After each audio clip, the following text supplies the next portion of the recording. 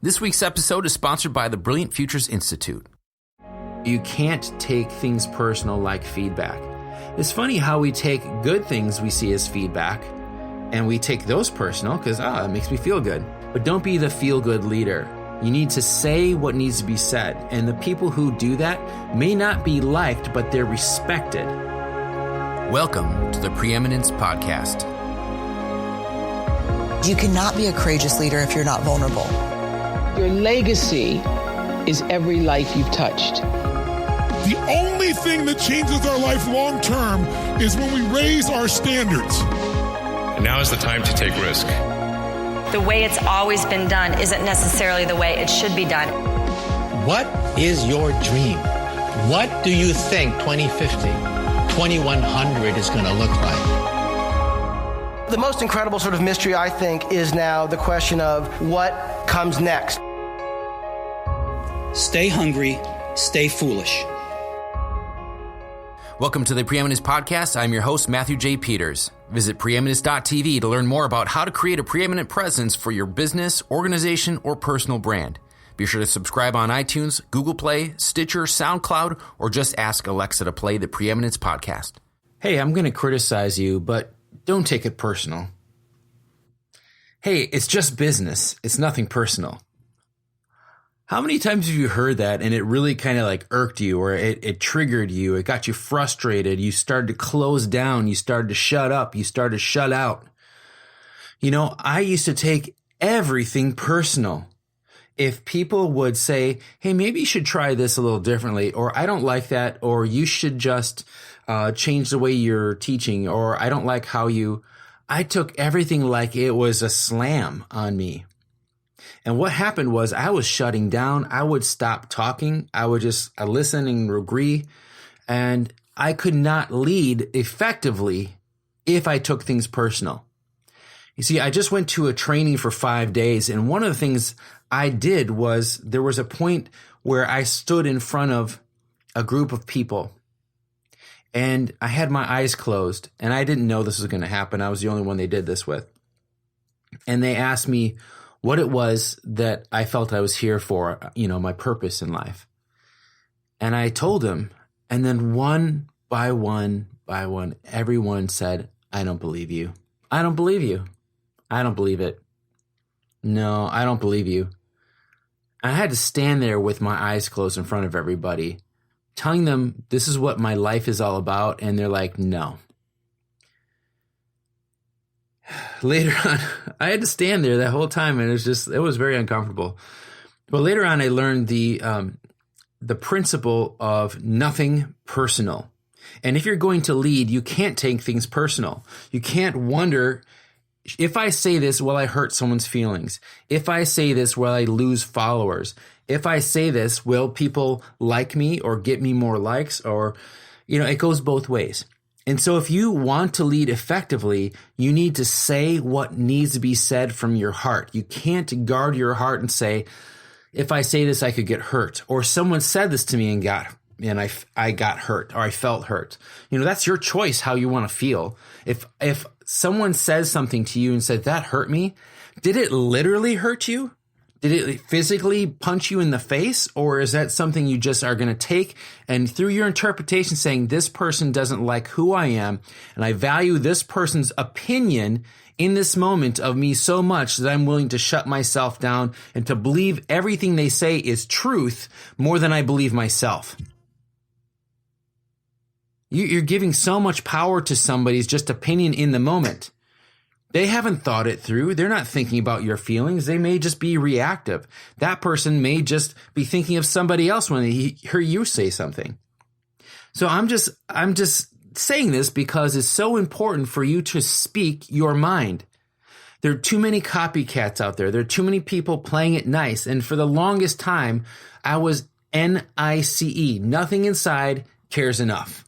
Nothing inside me cares enough to speak my mind, so I'm going to just be quiet and go along with everyone. Be the nice guy.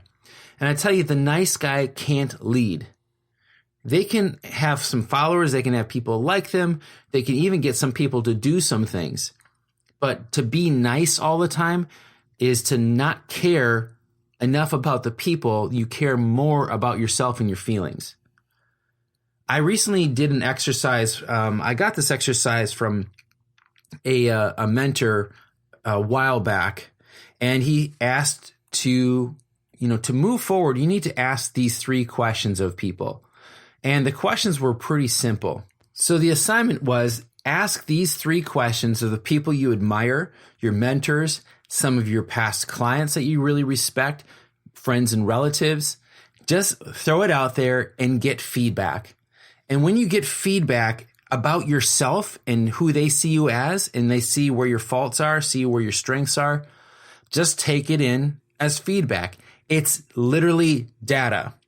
Think of it as a computer. It's giving you feedback or some data that you can use, whether you like to or not. You can lose this. Okay, I get it. Or they don't understand my situation, or I never thought of that.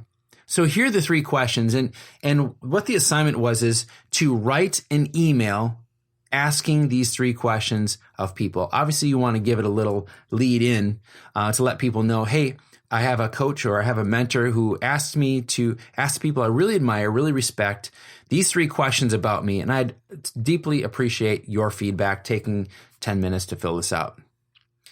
So number 1 is, what are my strengths? What can you count on me for?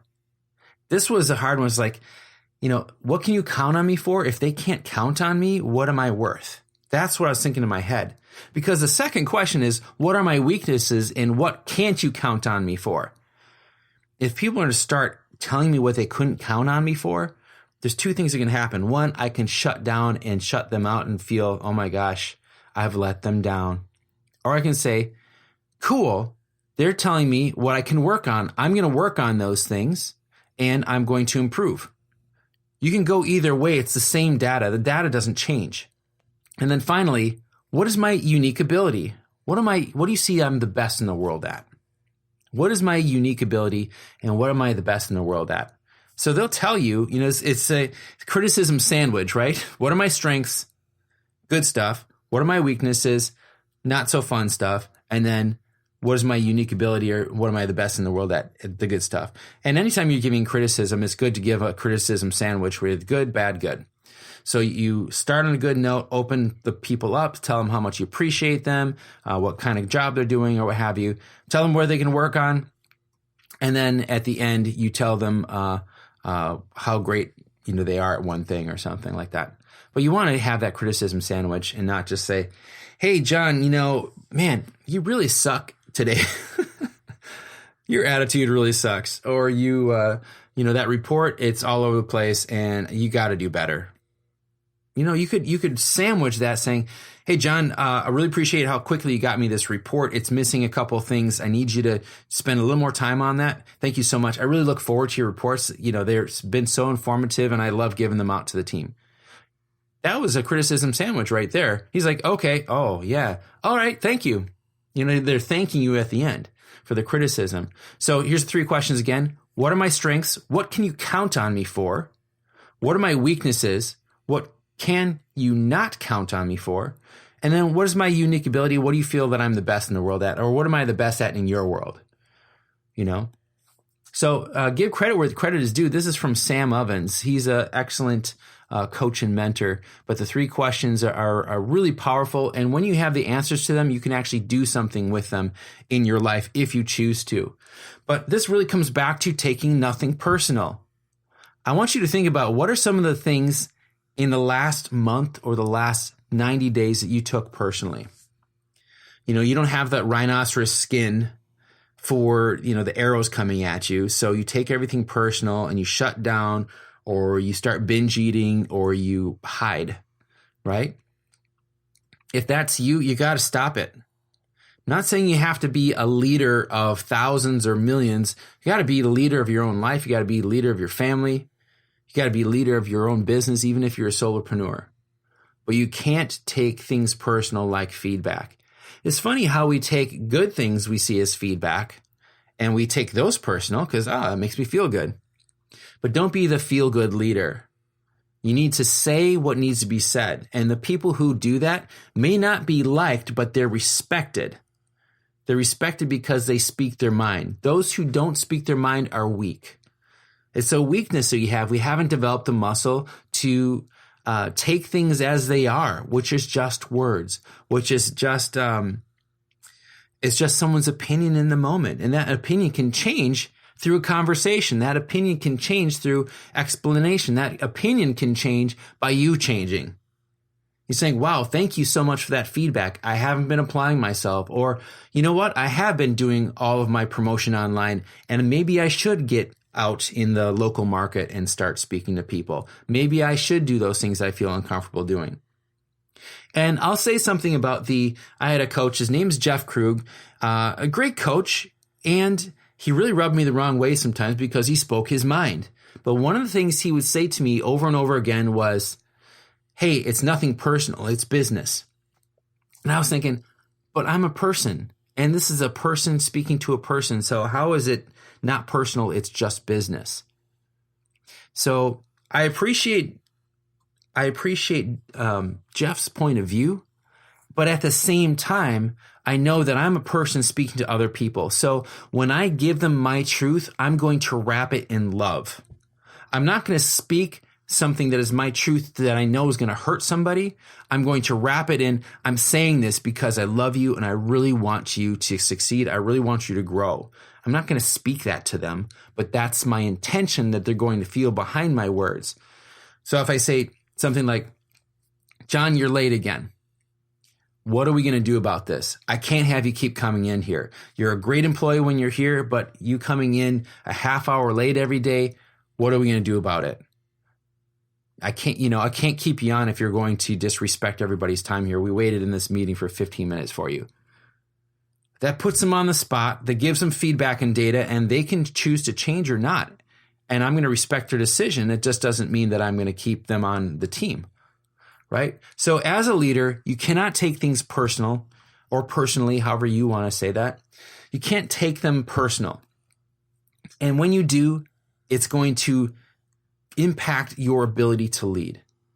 Thank you so much for being on here. I recommend that you send out that message to people you really respect. Send it out to your parents. Send it out to your friends, your family, your coworkers, people who are your mentors, past coaches, and clients. When you send it out to past clients, boy, how did I really serve you? Have you ever done that? Gotten their feedback after you've served them? 6 months after the testimonial they gave you. Would you dare do that? So the 3 questions are, what am I really good at? What can you depend on me for? What am I not so great at? Or what could I improve on? Or what can you not count on me for? And the third one is, what do I do the best in your world? Ask those 3 questions, simple email, ask them to invest 10 minutes in it. You'd really appreciate their feedback, and watch what happens. You're going to smile with delight when they share with you the things that they really love about you. They think you do really well. And the things they say you can improve on, just take it. Just take it. Or the thing is, you can let it impact you in the chest and feel like it hurt you. Or you can take that, and what I did one time is I had one of my clients that gave me some really good criticism for about 45 minutes. I took it and I picked up the phone and I called my team. I said, we're having a meeting right now.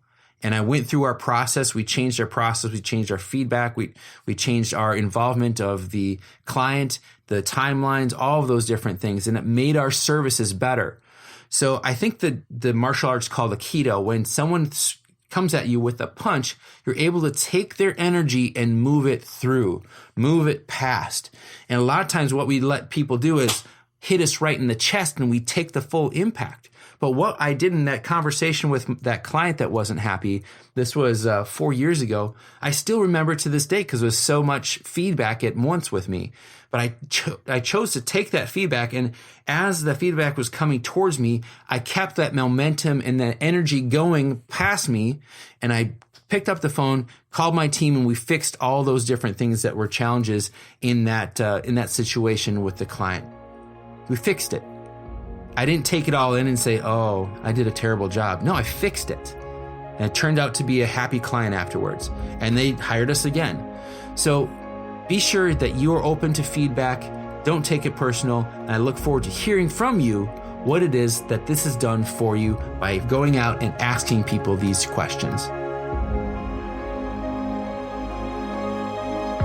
Thank you for listening to the Preeminence Podcast. Subscribe to hear powerful interviews and insights each week automatically downloaded the moment they go live. Share this episode with your team, your friends, and post it on social media. Let us know your comments and suggestions for the show at m@ascend.net. That's the letter M at ASYND.net.